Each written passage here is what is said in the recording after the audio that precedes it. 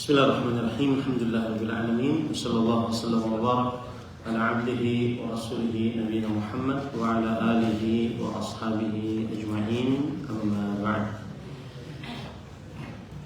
Wajib salat yang ketiga membaca Rabbana walakal hamdu bagi imam, makmum maupun munfarid. Dalil yang menunjukkan akan hal ini adalah hadis riwayat Imam Bukhari Muslim dari Abu Hurairah radhiyallahu an bahwa thumma yaqul wa huwa qa'im Rabbana walakal hamdu. Kemudian Nabi Muhammad sallallahu alaihi wasallam berkata saat dalam keadaan berdiri, Rabbana walakal hamdu. Rabbana walakal hamdu. Oke, itu mungkin ada yang bertanya, Ustaz, itu kan Rasul sallallahu alaihi wasallam jadi imam atau jadi salat sendirian. Lalu makmum apa dalilnya? Karena kita katakan Rabbana walakal hamdu di sini wajib bagi imam, makmum dan munfarid. Arti munfarid tadi apa? Salat sendirian. Maka pada ikhwan yang dirahmati oleh Allah Subhanahu wa taala, adapun makmum berdasarkan hadis Anas bin Malik radhiyallahu anhu riwayat Bukhari Muslim bahwa disebutkan dalam hadis tersebut wa idza qala sami'a Allah liman hamidah faqulu rabbana walakal hamd. Jika imam mengucapkan sami'a Allahu liman hamidah, maka faqulu, ucapkanlah. Di situ ada perintah, ucapkanlah oleh para makmum Rabbana walakal hamdu. Rabbana walakal hamdu. Ini adalah kewajiban sholat. Ini adalah kewajiban sholat. Tayyib. Pada ikhwah yang dirahmati oleh Allah Subhanahu wa taala,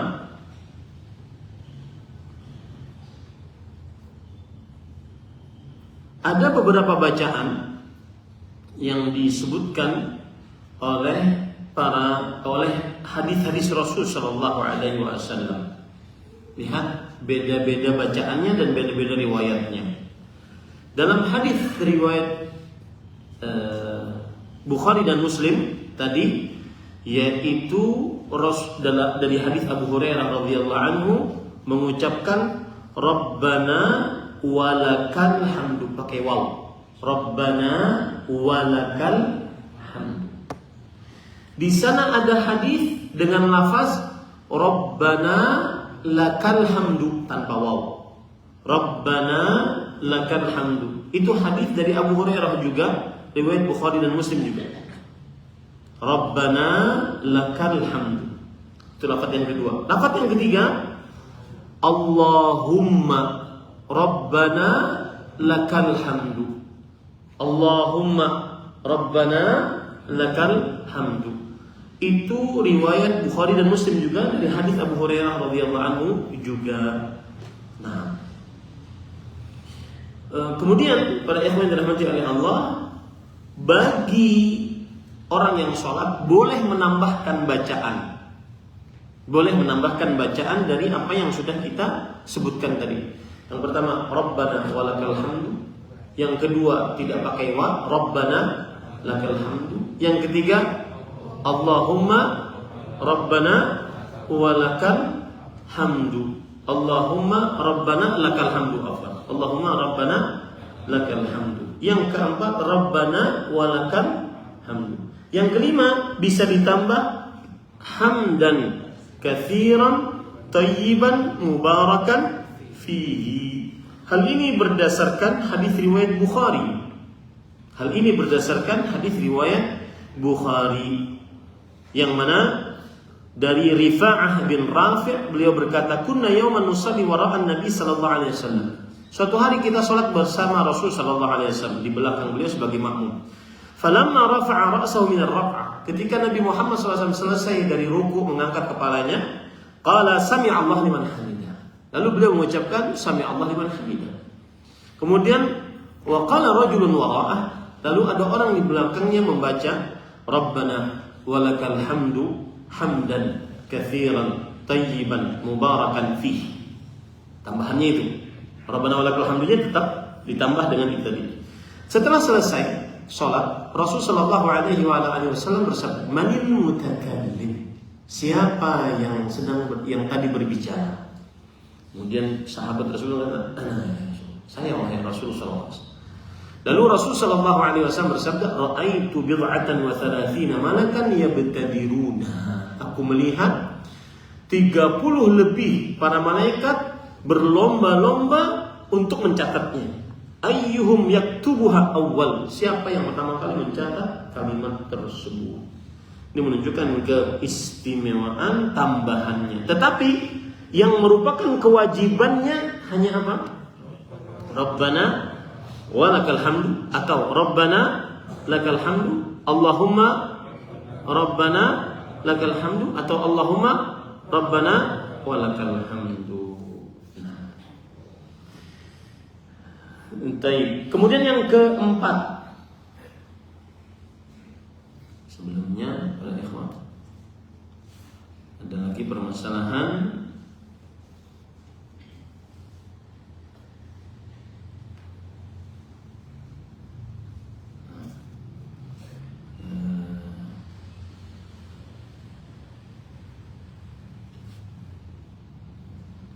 saya ingin nambah sedikit masalah yang ada pada nomor 3 tadi. Baik.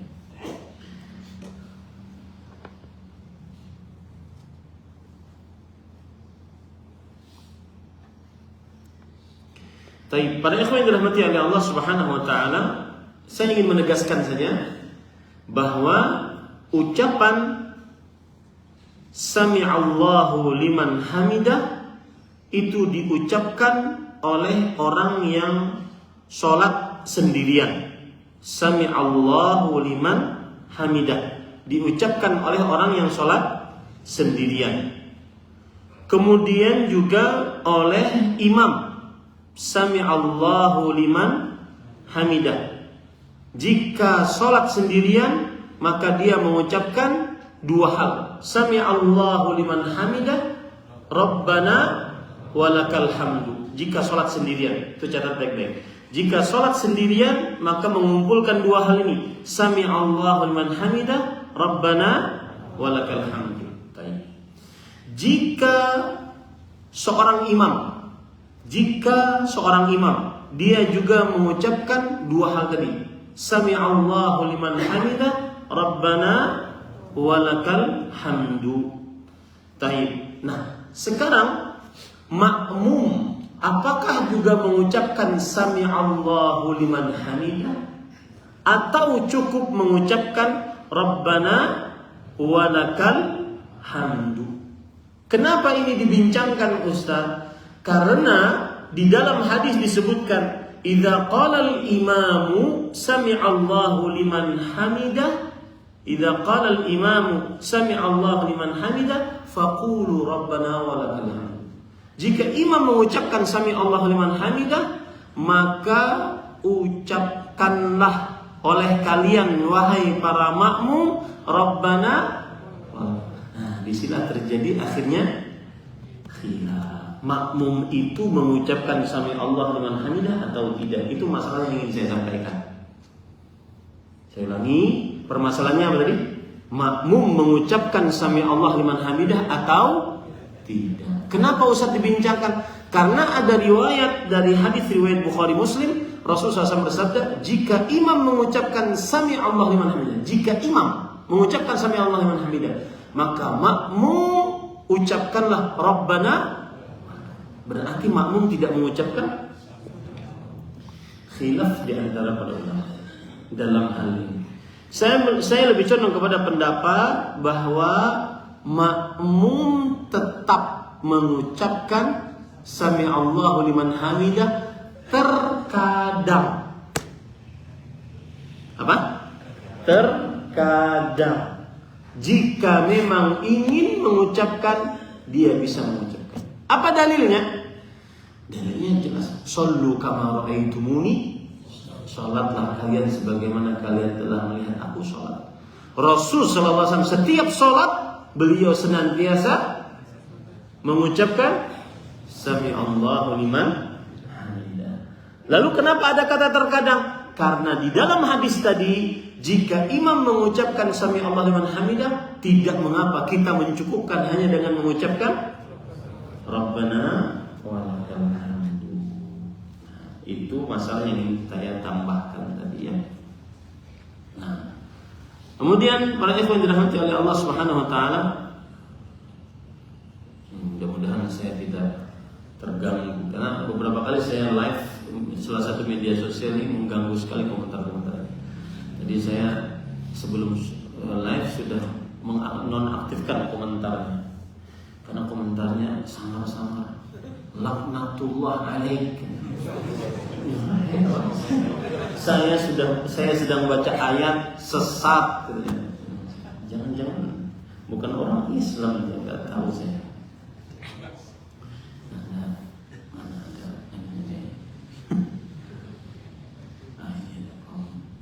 Nggak bisa lah, dia harus sebelum Taib, al-muhim. Yang keempat, membaca Subhana Rabbiyal Azim ketika ruku. Membaca Subhana Rabbiyal Azim ketika ruku. Dalilnya hadis yang diriwayatkan oleh Imam Muslim dari Hudzaifah radhiyallahu anhu. Kana yaqulu fi ruku'ihi Subhana Rabbiyal Azim. Adalah Rasulullah SAW selalu. Nah, di sini kaidah bahasa Arab. Kana adalah fi'lu madhin naqis dalam bahasa ilmu nahwu. Kata kerja yang telah lampau yang kurang, naqis. Apabila ada kana bertemu dengan fi'il mudhari', kata kerja present yang sedang terjadi, maka menunjukkan kepada tikrar wal kathrah, sering, banyak. Di sini juga disebutkan fakana yaqul, maka sering Rasul sallallahu alaihi wasallam mengucapkan di dalam rukuknya Subhana Rabbiyal Azim. Kata-kata sering ini menunjukkan kepada kewajiban. Tidak pernah Rasul sallallahu alaihi wasallam meninggalkannya di dalam rukuk mengucapkan Subhana Rabbiyal Azim. Tidak pernah Rasul sallallahu alaihi wasallam meninggalkannya di dalam rukuknya ucapan Subhana Rabbiyal. Tidak pernahnya Rasul sallallahu alaihi wasallam meninggalkan ucapan itu menunjukkan kepada itu apa? Wajib. Karena tidak pernah ditinggalkan oleh Rasul sallallahu alaihi wa ala alihi wasallam. Ini para ikhwan yang dirahmati oleh Allah Subhanahu wa taala. Baik. Dan untuk ini kiat agar seseorang, terutama yang baru-baru, mungkin baru masuk Islam atau mungkin sering lupa kalau ruku itu a'la apa azimnya, maka lihat saja artinya. Ya, kalau azim berarti ruku, kalau a'la yang artinya paling tinggi berarti sedang sujud. Begitu cara agar tidak terbalik-balik bacaannya. Nah, kita ke khilaf para ulama. Apa hukum mengucapkan Subhana Rabbiyal Azim saat ruku dan juga Subhana Rabbiyal A'la saat sujud? Ada yang mengatakan wajib, dan ini mazhab Hambali, kemudian juga mazhab ahli hadis.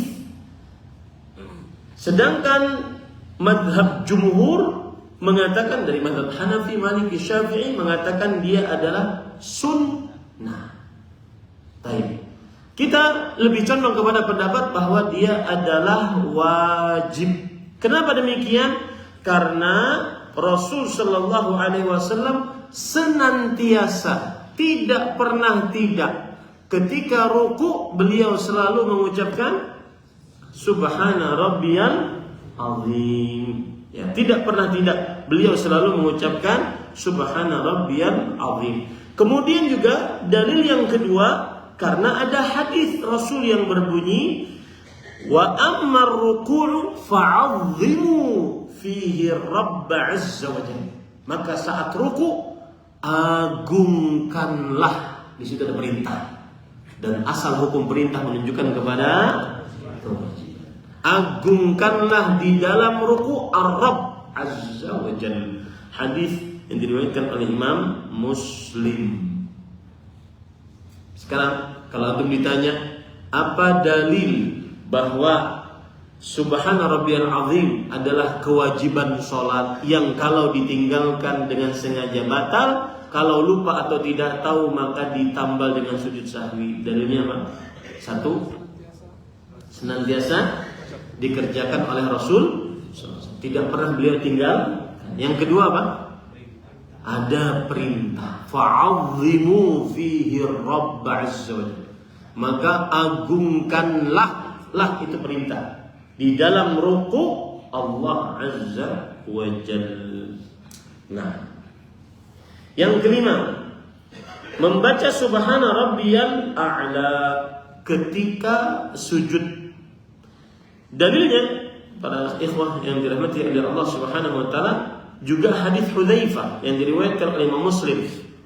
Tsumma sajada faqala subhana rabbiyal a'la. Atau sebelum itu saya ingin tambahkan poin yang berkaitan dengan bacaan ruku. Nah, bacaan ruku selain subhana rabbiyal azim, ya, selain subhana rabbiyal azim adalah membaca subuhun qudusun rabbul malaikati waruh. Dan terutama itu dibaca saat ruku dan sujud. Jadi boleh dua-duanya, ruku dan sujud. Subuhun qudusun rabbul malaikati waruh. Hal ini berdasarkan hadis riwayat Imam Muslim dari istri beliau Aisyah radhiyallahu anha. Ini hadis dari orang dalam.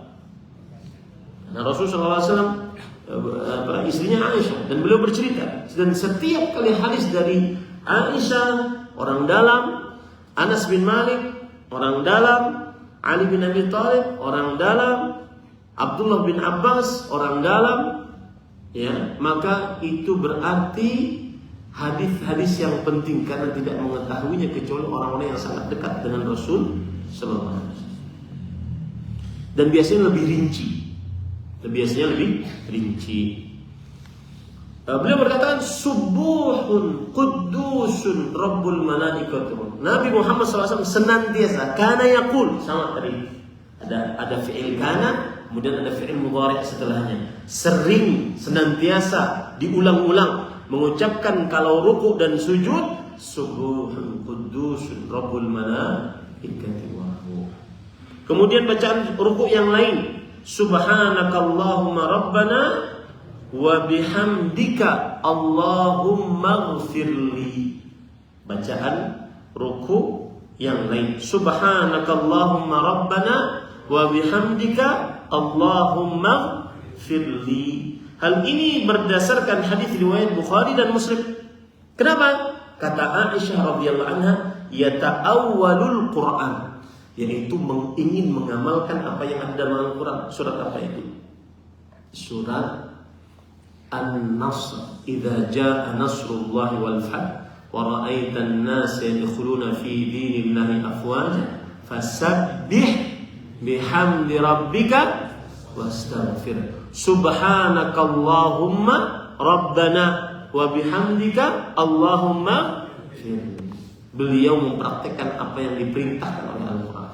Dan ini amalan bagus dibaca oleh orang-orang yang berumur tua. Ngaku tua.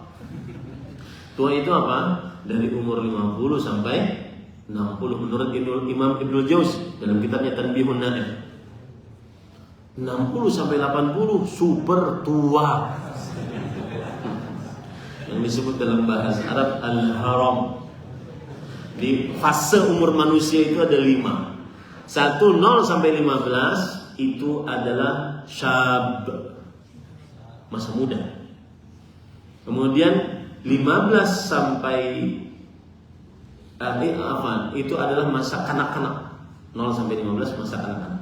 15 sampai 35 syab, umur masa muda. 35 sampai 50 itu namanya masa al-kuhul, masa matang. Susah berubah.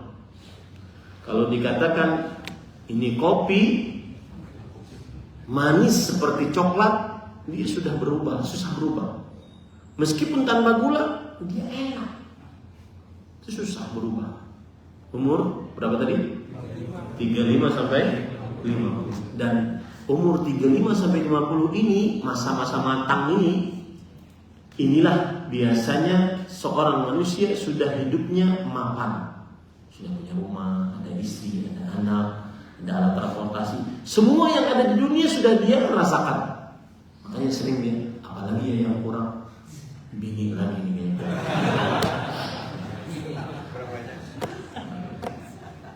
Itu sering tuh. Ya. Lihat saja. Lihat saja. Tapi Ustaz yang di hadapan antum kayaknya sudah lewat masa itu. Karena dia mau menjelang masa 50 sampai 60 disebut dengan masa syaikhuha, masa tua. Itu kata Imam Ibnul Jauzi, siap-siap berkumpul dengan kawan-kawannya yang lebih dahulu. Jangan terlalu banyak urusan dunia. Khafif min umuril akhirah, min umurid dunia. Ringankan kehidupan perkara-perkara dunia. Sudah ringankan aja. Terlalu banyak grup WhatsApp, ya, terlalu banyak main media sosial, sudah. Ya, yang ada adalah menghadap kepada Allah SWT. Apalagi kalau sudah 60 sampai 80. Imam Nawawi rahimahullah menyebutkan di dalam kitabnya Riyadhus Shalihin, bab al-hathu 'ala al-izdiyad min al-a'mal as-salihah fi awakhir umur. Bab perintah untuk menambah amal saleh di akhir-akhir umur. Sudahlah, jangan terlalu banyak tingkah. Kalau sudah umur super tua, itu namanya haram dalam bahasa. Pakai ha, bukan ha. Pakai ha. Haram, super tua. Ada yang haram di sini? 60 sampai 80. Ya. Ada orang, Pak. Ini nanti saya lari akan ke perkara berbakti orang tua. Ada habis kajian, ada bapak-bapak tua, umurnya haram seperti ini. Karena sudah putih semua, kemudian sudah bungkuk, kemudian habis kajian nyalamin saya. Assalamualaikum Ustaz. Waalaikumsalam Pak. Apa kabar? Sehat? Sehat Ustaz. Ustaz, saya kemarin lihat Ustaz di TikTok. Berarti seumur gitu masih main TikTok deh.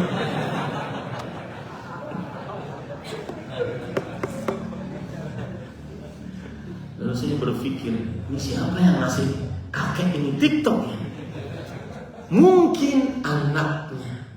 Makanya saya berpesan kepada anak-anak yang ingin bakti orang tuanya, pilih-pilih hadiah yang ingin kamu kasihkan kepada bapamu atau kepada ibumu. Lihat umurnya.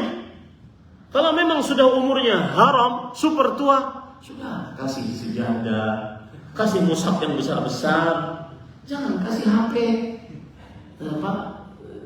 bintang, jadi main macam-macam nantinya. Yang aturan yang habis subuh baca Quran di masjid, ya. Ini cepat pulang cepat-cepat. Kenapa? Karena mau main, lihat. Ya. Saya pernah ke sebuah masjid pengajian di sebuah kota. Saya lihat DKM masjid tersebut umur syaikhuhah tadi, umur tua tadi, bahkan ada yang umur haram tadi. Habis itu saya kumpulkan, Pak, kita kumpul ya Pak, DKM saya ingin kenalan. Kemudian saya ingin nanya, kenapa bapak-bapak ini pada DKM-nya tua-tua? Ini anak mudanya kemana? Mereka jawab apa? Ustaz, kami ini para lelaki yang sudah tidak diharapkan lagi keberadaannya di rumah. Artinya ente ada nggak ada di rumah bodo amat deh. Istrinya juga nggak nyari gitu. Nah, kenapa kita kesini?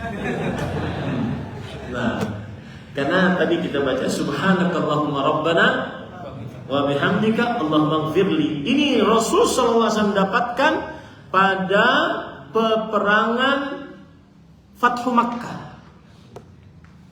Itu tahun ke-8 Hijriah. 3 tahun lagi Rasulullah SAW wafat. Berarti umur beliau 60 tahun pada waktu itu. Maka perbanyaklah baca ini.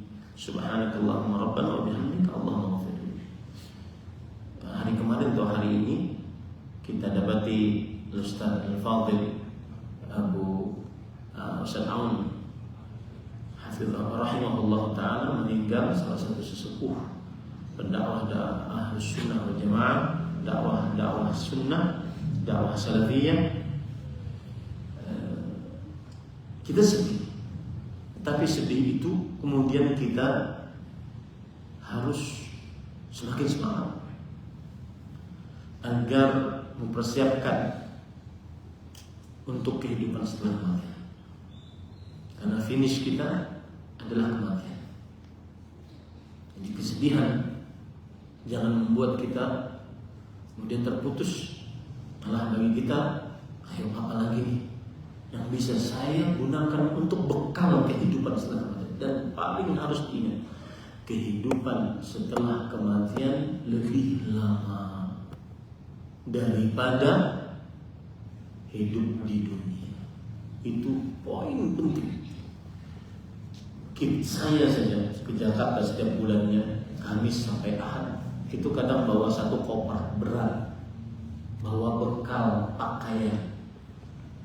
Bagaimana ya kita akan masuk ke dalam alam akhirat, alam kiamat. Al-Mughirah bin Syu'bah mengatakan, "Man mata qamat qiyamatuh."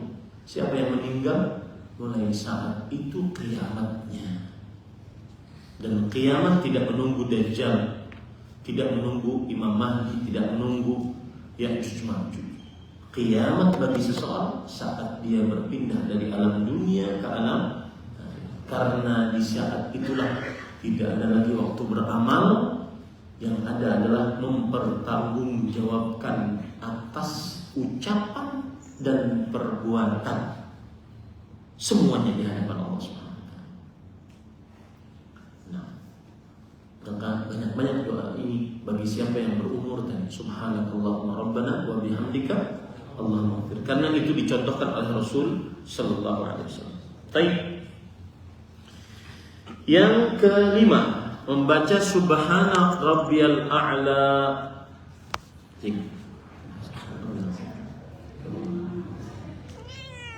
Membaca subhana rabbiyal a'la. Baik. Ketika sujud, para ikhwan yang dirahmati oleh Allah Subhanahu wa taala. Nah, dan bacaan ini dalilnya adalah hadis riwayat Imam Hudzaifah radhiyallahu anhu bahwa Rasul sallallahu alaihi wasallam mengatakan ketika sujud, subhana rabbiyal a'la. Subhana rabbiyal a'la. Ini adalah dalilnya.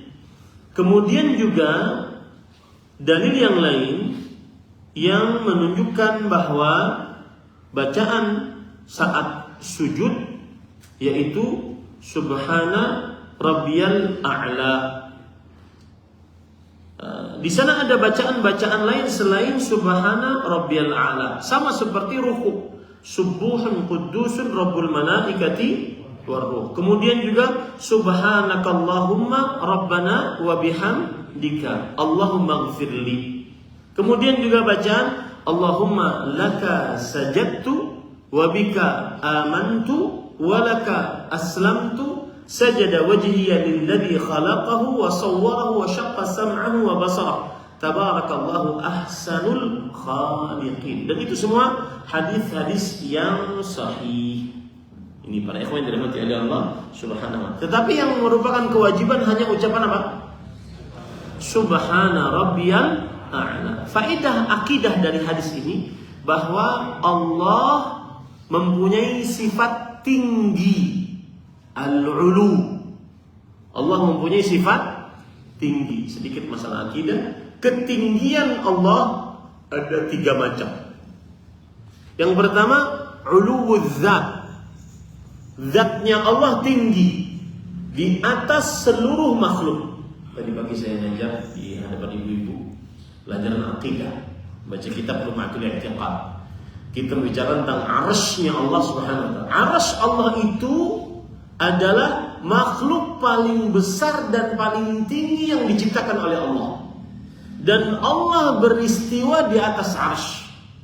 Makanya Allah mempunyai sifat al-ulu, maha tinggi.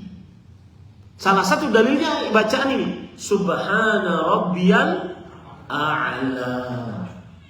Tapi yang menarik, para ikhwan yang dirahmati oleh Allah, ketika Rasulullah SAW menjelaskan tentang bahwa arsy-Nya Allah adalah makhluk yang paling tinggi, dia bagaikan atap kubah seluruh makhluk. Atap kubah seluruh makhluk. Jadi antum disebutkan dalam hadis riwayat Imam Ahmad, Imam Tirmidzi, bahwa kita ini tinggal di bumi. Kemudian di bumi itu ada langit di atasnya yang disebut dengan langit dunia. Di atas langit dunia 500 tahun perjalanan langit pertama. Langit pertama tebalnya 500 tahun perjalanan. Langit kedua, antara langit pertama dengan kedua 500 tahun perjalanan. Langit kedua tebalnya 500 tahun perjalanan. Antara langit kedua dengan ketiga 500 tahun perjalanan. Langit ketiga tebalnya 500 tahun perjalanan sampai kepada langit ketujuh. Di atas langit ketujuh ada lautan. Besarnya lautan itu dari bawah ke atas 500 tahun perjalanan. Di atas lautan ada kursi Allah Subhanahu wa taala. Perbandingan antara kursi Allah dengan 7 lapisan langit tadi bagaikan 7 cincin yang dilempar pada padang pasir. Untuk melihat padang pasir, lempar 7 cincin itu. Itulah tempat tinggal kita. 7 petala langit dan 7 petala bumi. Untuk apa kita sombong? Di atas kursi ada arsy Allah Subhanahu wa taala. Perbandingan antara kursi dengan arsy Allah Subhanahu wa taala seperti 1 cincin dilempar di padang pasir. Padang pasirnya adalah arsy dan cincinnya adalah kursi. Makanya arsy a'zamu wa a'lal makhluqat. Makhluk yang paling agung dan paling tinggi. Dia bagaikan, kata Syekhul Islam Taimiyah, muqaddab. Dia bagaikan kubah untuk alam semesta ini. Kubah bagi untuk alam semesta. Allah beristiwa di atas arsy. Itu keyakinan kita. Kemudian di akhir hadis, ya, ini faedahnya. Ini goalsnya yang ingin saya tuju. Di akhir hadis Allah mengatakan, saya begini, ya'lamu, Allah mengetahui, walaupun dia di atas, Allah mengetahui apa yang dikerjakan oleh hamba-hambanya. Ini yang membuat rasa takut kita saat bermaksiat, terutama saat bermaksiat saat sendirian. Yang di zaman sekarang kita sangat mudah untuk bermaksiat. Ini pelajaran fikih kita gabung dengan pelajaran akidah, bodo amat ya. Biar puas lah antum ya. Taib yang keenam. Yang keenam, membaca Rabbil Firli ketika duduk di antara 2 sujud. Membaca Rabbil Firli ketika duduk di antara 2 sujud. Para ikhwan yang dirahmati oleh Allah Subhanahu wa taala, ini berdasarkan hadis Rasul sallallahu alaihi wasallam bahwasanya beliau kalau lagi sholat maka beliau membaca Rabbil Firli saat duduk di antara 2 sujud, berdasarkan hadis riwayat Imam Abu Daud dari Hudzaifah ibnul Yaman radhiyallahu anhu. Kana yaqulu Rabbil Firli. Jadi wajibnya cuma gitu, ucapan itu. Artinya kalau orang sujud, Kemudian Allahu Akbar, Rabbighfirli. Kemudian Allahu Akbar lagi sujud. Sudah ketemu wajib nggak? Sudah mendapat wajib nggak? Sudah. Cukup. Ya, sudah tercukupi dengan hal tersebut. Taib, para ikhwan dirahmati oleh Allah Subhanahu wa taala,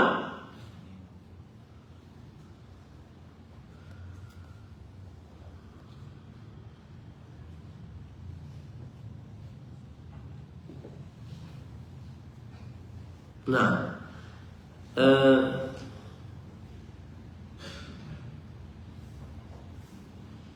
saya ingin menyebutkan beberapa bacaan yang dibaca, bisa dibaca saat duduk di antara dua sujud. Saat duduk di antara dua sujud. Yang pertama tadi, Rabbighfirli, Rabbighfirli.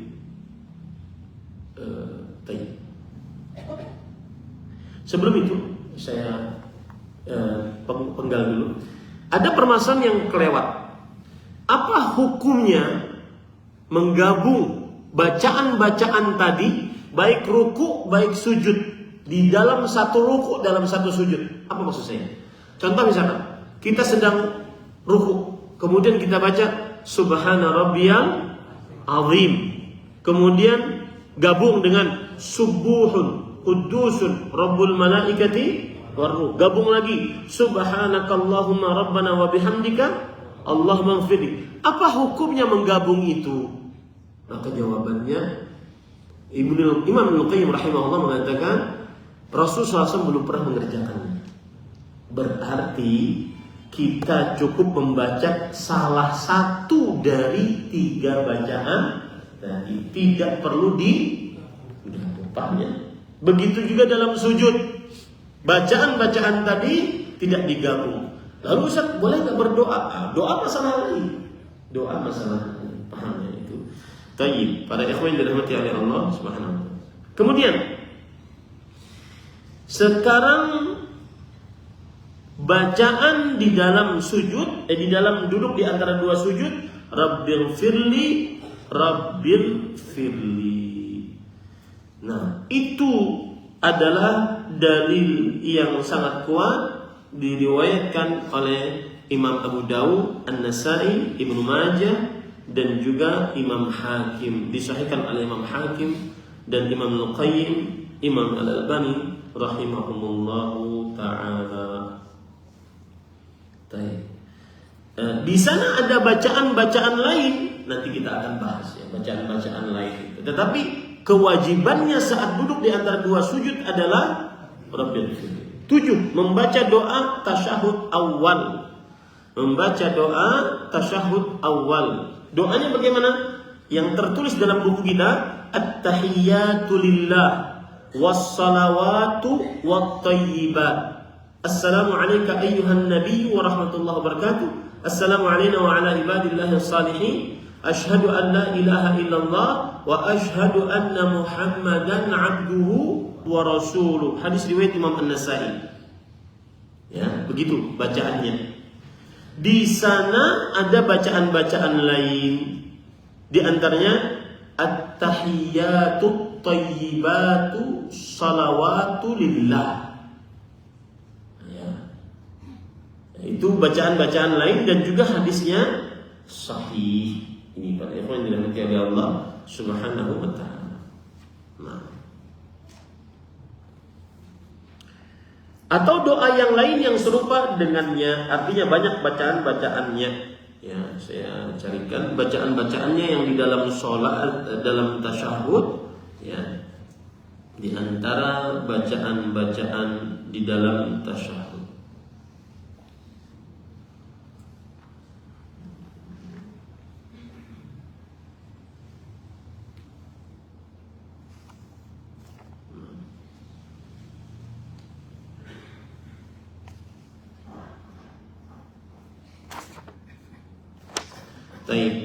Terjadi khilaf di antara para ulama rahimahumullahu taala tentang hukum tasyahud awal. Terjadi khilaf di antara para ulama tentang hukum tasyahud awal. Apa hukum tasyahud awal? Kalau kita katakan di sini adalah membaca doa tasyahud awal adalah wajib, dan ini pendapat yang lebih kuat. Dan ini mazhab Hanafi, mazhab Hambali, ya, dan mazhab jumhur ahli hadis. Kebanyakan para ahli hadis. Kenapa demikian? Karena Rasulullah Sallallahu Alaihi Wasallam senantiasa membacanya, dan Rasulullah SAW mengajarkan tahiyat sebagaimana mengajarkan surat dari Al-Quran. Bacaan yang lain yang selain yang kita tertulis di dalam buku kita, at-tahiyyatul mubarakatus salawatut tayyibatu lillah. At-tahiyyatul mubarakatus salawatut tayyibatu lillah. Assalamualaikum ya Nabi warahmatullahi wabarakatuh. Assalamualaikum warahmatullahi wabarakatuh. Asyhadu an la ilaha illallah wa asyhadu anna Muhammadan Rasulullah saja. Kalau yang tadi at-tahiyyatul mubarakatus salawatu at-tahiyyatul mubarakatus salawatu tayyibatu lillah. Syahadatnya cuma asyhadu an la ilaha illallah wa asyhadu anna Muhammadan Rasulullah. Kalau kita tadi at-tahiyyatu lillah was-salawatu wat-tayyibat. Assalamualaikum ya Nabi warahmatullahi wabarakatuh. Assalamualaikum warahmatullahi wabarakatuh. Asyhadu an la ilaha illallah wa asyhadu anna Muhammadan abduhu. Antum baca yang mana? Yang awal apa yang kedua? Hah? Atau bingung? Ya. Bedanya apa? Saya ulangi ya. Yang di dalam buku kita, at-tahiyyatu lillah was-salawatu wat-tayyibat. Dan assalamualaikum warahmatullahi wabarakatuh. Asyhadu an la ilaha illallah wa asyhadu anna Muhammadan abduhu wa rasul, itu bedanya. Sedangkan di sana ada bacaan lain yang juga diriwayatkan oleh Imam Muslim, at-tahiyyatul mubarakatus salawatut tayyibatu lillah. Assalamualaikum warahmatullahi wabarakatuh. Wa asyhadu an la ilaha illallah wa asyhadu anna Muhammadan Rasulullah saja, tanpa apa? Abduhu wa rasul. Itu bedanya. Ya, para ikhwan dirahmati oleh Allah Subhanahu wa taala. Nah, atau doa-doa yang serupa dengannya. Yang kedelapan, duduk tasyahud awal. Yang kedelapan, duduk tasyahud awal. Ini adalah salah satu dari kewajiban sholat. Duduk tasyahud awal adalah kewajiban sholat. Kenapa para ikhwah yang dirahmati oleh Allah? Dalam hadis dari Hudzaifah Abdullah bin Buhainah, qama fi salati zuhur wa alaihi julus. Jadi Rasulullah SAW pernah bangun pada sholat zuhur. Setelah rakaat kedua beliau bangun. Aturan apa?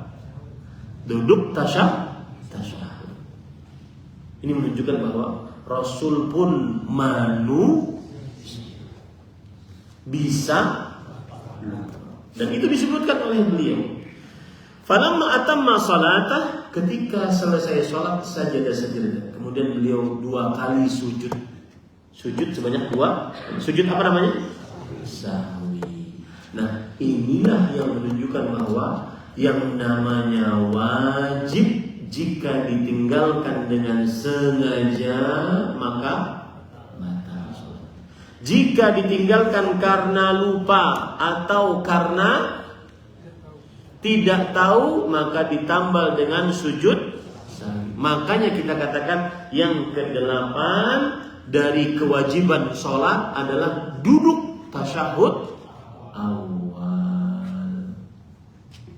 Timbul pertanyaan, Ustaz, saya sholat zuhur imam lagi, sholat asar imam lagi, kemudian setelah rakaat kedua saya bangun tapi nggak sampai tegak, baru setengah, kembali atau lanjutkan? Maka jawabannya, jika belum tegak berarti belum berpindah dari gerakan ke satu gerakan. Dari rukun kepada rukun yang lain, maka kembali. Ustaz, wajibkah sujud sahwi? Jawabannya tidak, karena tidak ketinggalan. Tapi kalau sudah tegak bagaimana? Karena biasanya imam makmum yang di belakang juga enggak ngeh. Allahu Akbar. Di rakaat ketiga tanpa tasyahud awal. Baru pas berdiri sama-sama makmum baru ingat. Subhanallah. Gimana tuh? Antum kalau jadi imam sudah berdiri tegak, lalu makmum mengucapkan subhanallah, gimana? Yang dilupakan adalah tasyahud awal, atau makmumnya duduk malah. Nah, sebagai imam apa yang antum kerjakan? Kembali atau tidak? Tidak, karena sudah berpindah dari satu gerakan ke gerakan dengan sempurna. Dan itu adalah wajib, bukan rukun. Kalau rukun harus apa? Kembali.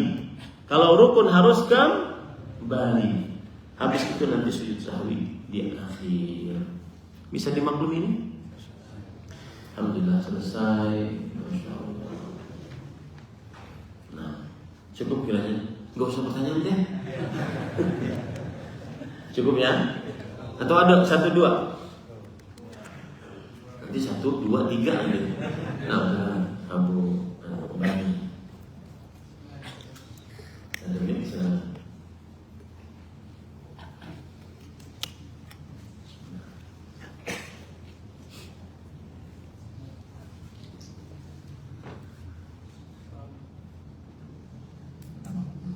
Dibantu.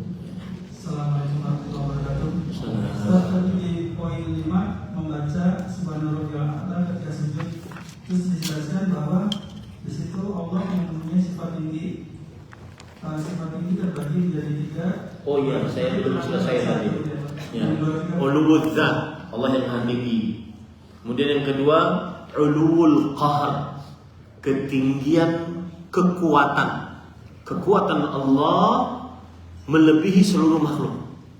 Kemudian yang ketiga, uluwul makanah, ketinggian kedudukan. Kedudukan Allah Maha Tinggi. Itu ketinggian Allah Subhanahu wa taala. Nah, cukup. Lagi 1 menit ya. Ya cukup ya. Subhanallah, antum kayaknya udah lapar semua, saya juga. Nah, soalnya disediain makan di sini enak-enak ya. Ini yang bisa disampaikan. Ketemu lagi setelah 1 bulan dari sekarang, kalau masih hidup. Karena semua dari kita menunggu giliran. Subhanallah, bihamdika, asyhadu an la ilaha illa anta, astaghfiruka wa atubu ilaik. Wassalamualaikum warahmatullahi wabarakatuh. Wassalamualaikum warahmatullahi wabarakatuh.